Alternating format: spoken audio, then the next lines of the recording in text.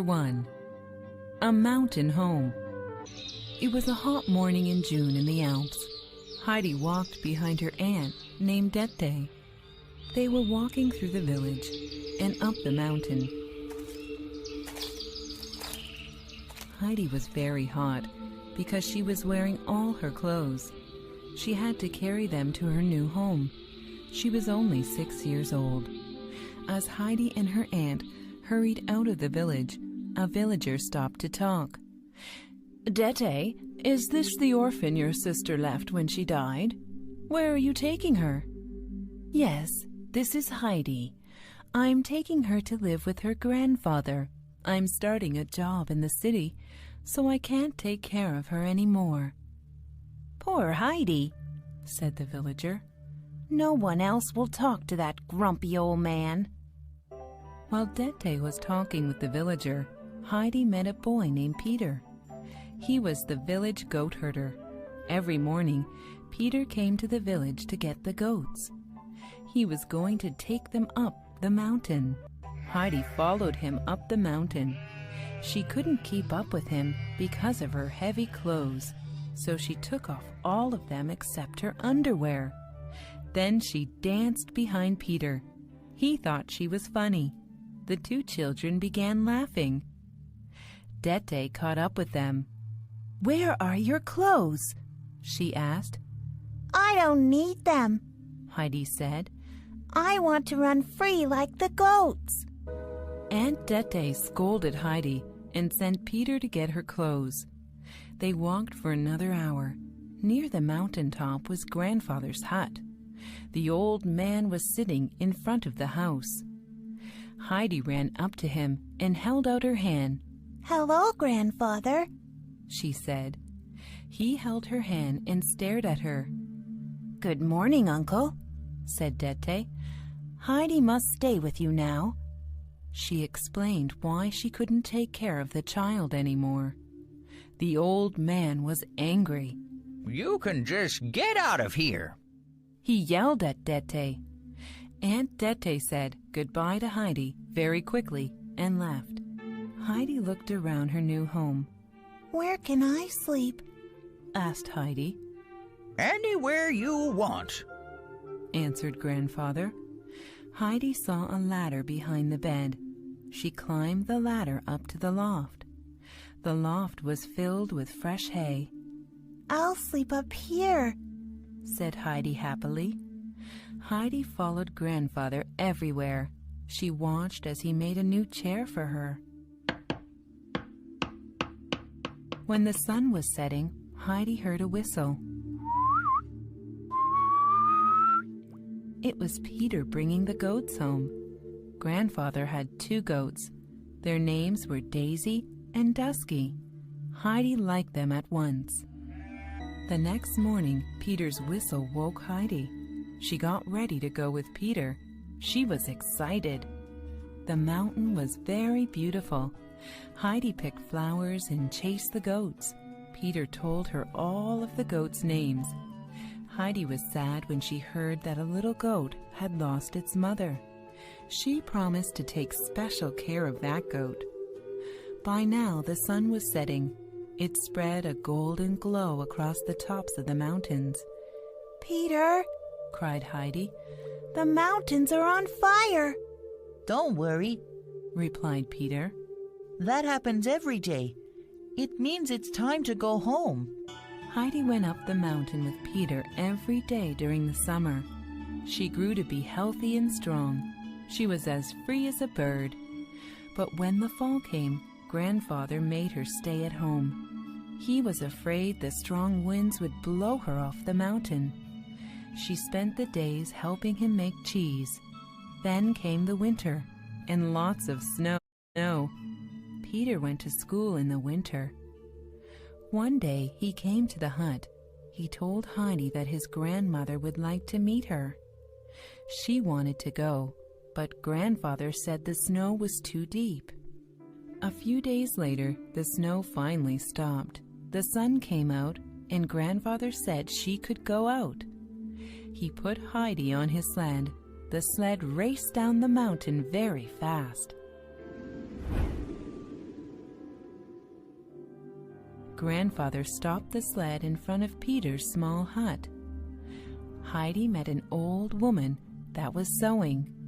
"Hello, Granny," said Heidi. Granny smiled and felt Heidi's hand. Granny was blind. "Why can't you see?" asked Heidi. "I can't see," Granny said kindly, "but I can hear."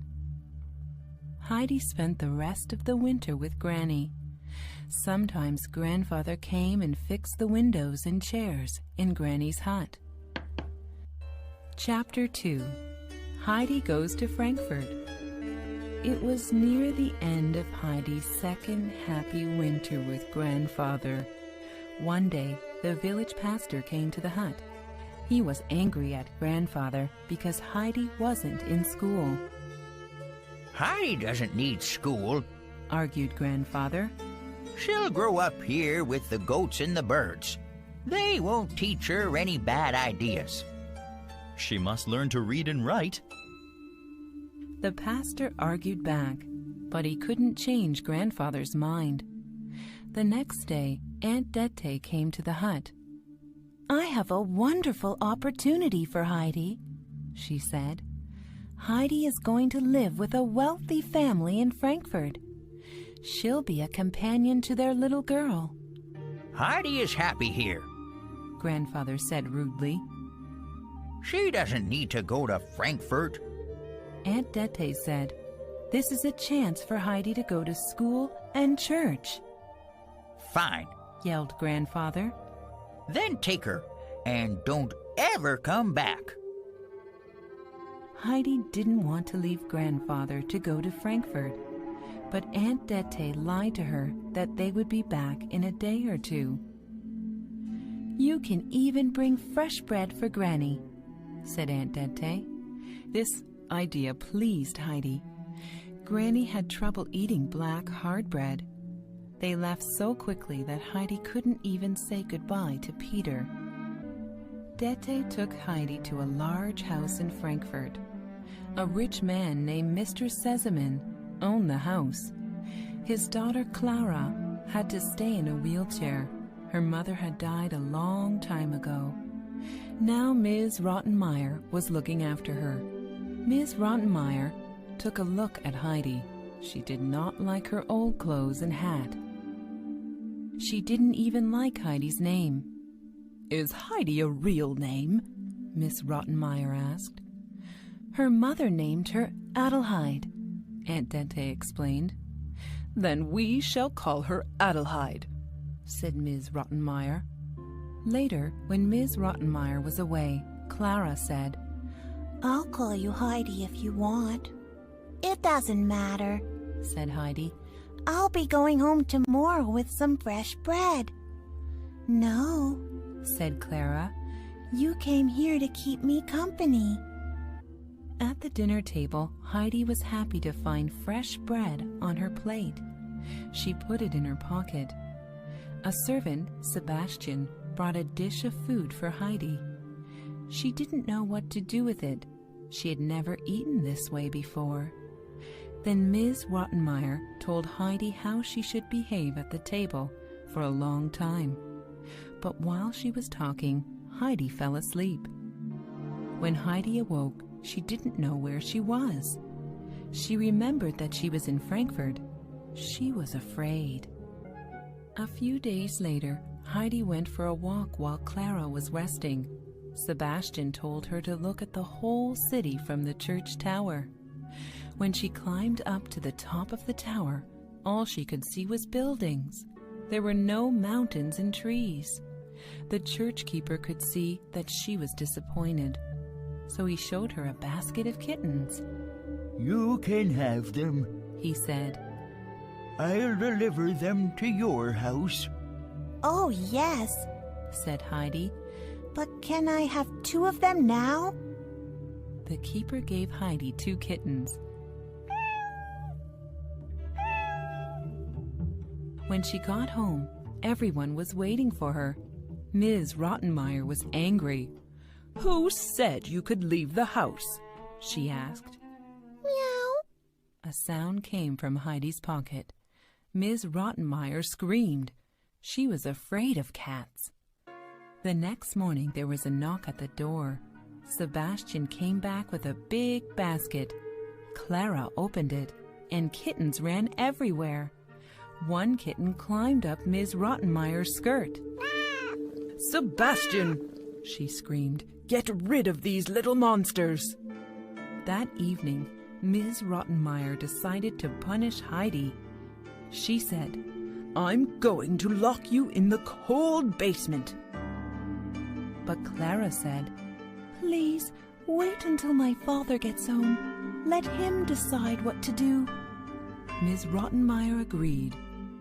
For the next few days, Heidi didn't get into any trouble, but she was becoming very homesick.